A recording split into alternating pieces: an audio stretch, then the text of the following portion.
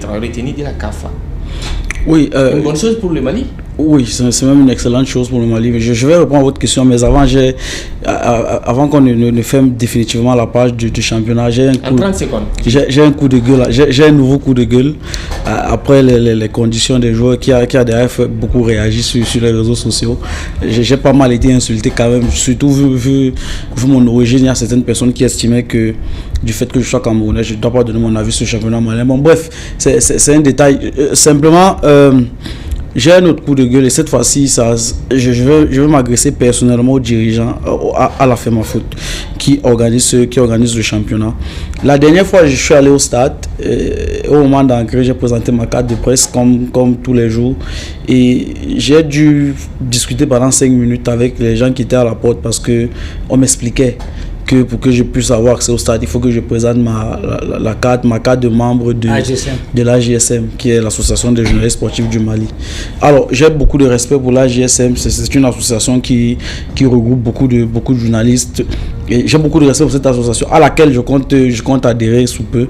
Mais il faut que la FEMAFOOT soit claire avec les journalistes et surtout avec les gens qu'ils mettent à la porte. Soit pour avoir accès au stade, on présente nos cartes de presse comme c'est depuis le début de la saison et puis on y va. Soit la FEMAFOOT met en place, soit la FEMAFOOT nous explique clairement que pour avoir accès au stade en tant que journaliste, il faut absolument être membre de l'AJSM.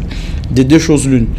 Maintenant, parce que depuis le début, la FEMAFOOT nous avait dit qu'ils allaient mettre en place des accréditations particulières pour le championnat.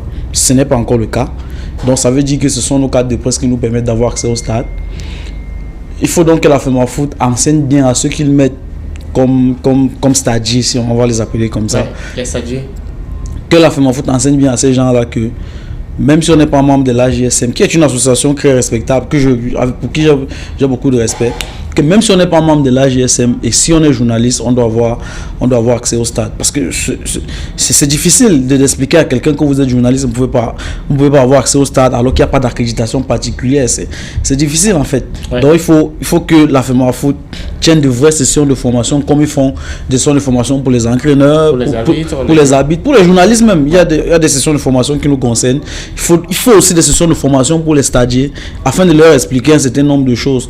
Et ça c'est un coup de gueule parmi tant d'autres, il y en a beaucoup. Et parce que nous, les journalistes, on subit beaucoup de frustration au stade. Parce que même la zone de presse n'est pas sécurisée. N'importe qui a le droit de s'asseoir n'importe qui a le droit de venir s'asseoir sur la zone de presse. Tu es en contact direct avec les supporters. Non seulement avec les supporters, mais parfois des gens sont à côté de vous et puis ils ne sont pas journalistes. Ils font quoi là-bas? Donc il faut vraiment... Oui, rapidement. C'est un championnat professionnel et il faut que la FEMAFOOT prenne donc l'entière mesure du professionnalisme qu'ils veulent mettre en place et voilà. Et qu'ils se donnent les moyens pour que ce soit un vrai championnat.